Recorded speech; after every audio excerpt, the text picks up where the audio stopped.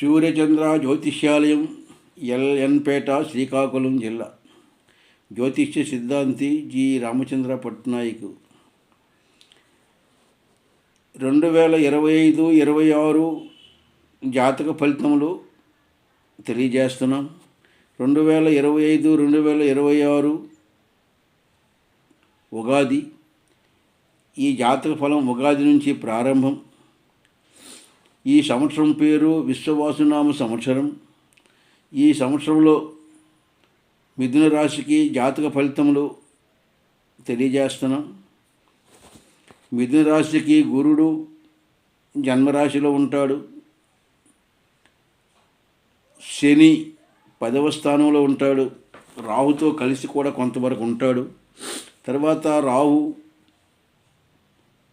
9వ స్థానానికి కూడా వెళ్తాడు, కుంభరాశికి. కేతువు 4వ స్థానంలో ఉంటాడు.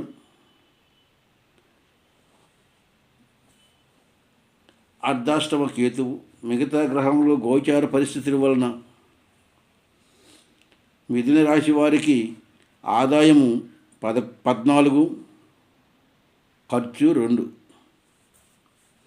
ఆదాయము 12, 14, వ్యయము 2. రాజపూజితం 4, అవమానము 3. ఈ రాశి వారికి మృగశిర 3, 4, ఆరుద్ర 1, 2, 3, 4 పాదములు, పునర్వసు 1, 2, 3 పాదములు, మొత్తం మిథున రాశి. ఇందులో మృగశిర 3, 4 పాదాలకి సున్నాలు లేవు. ఆరుద్ర 4 పాదాలకు కూడా సున్నాలు లేవు.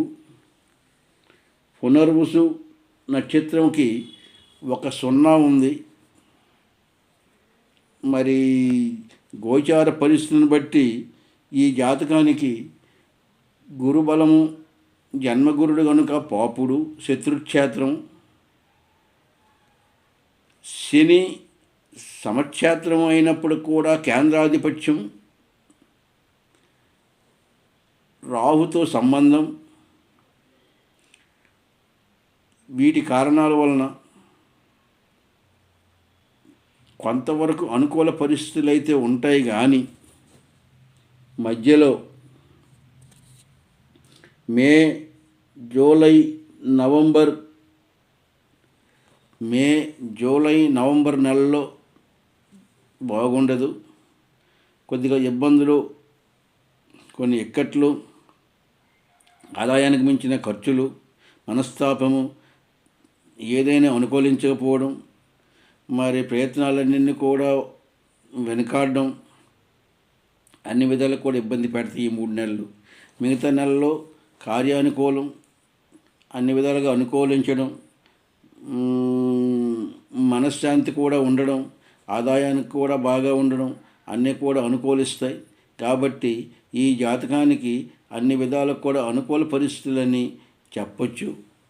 మరి ఏదైనా ముఖ్యంగా జన్మ జాతకం అనేది ముఖ్యం.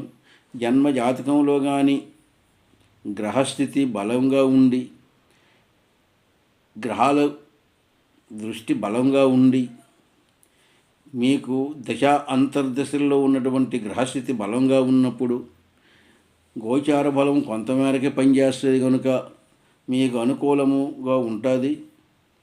మరి గోచార రీత్యా కూడా ప్రస్తుతానికి చూసినా మీ జాతక బలం బాగున్నా చదువుకున్నటువంటి విద్యార్థులకి ఆటంకం ఉండదు.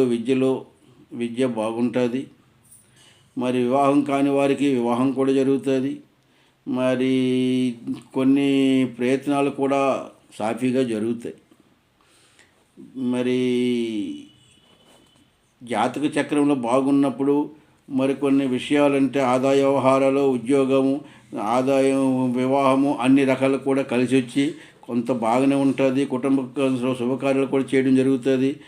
అన్ని అనుకూల పరిస్థితులు కూడా బాగానే ఉంటుంది. ఒకవేళ జన్మ జాతకంలో కానీ గ్రహములు బాగులేని ఎడల, గ్రహస్థి దృష్టి అనుకూలించని పక్షంలో, గ్రహములు బాగులేని పరిస్థితుల్లో, అంతర్దశలో బలహీనమైన ఎడల కొంత నష్టములో, చికాకులో, త్రిపుట, ధన వ్యయము, మనశ్శాంతి తక్కువ, రకరకాలైనటువంటి చికాకు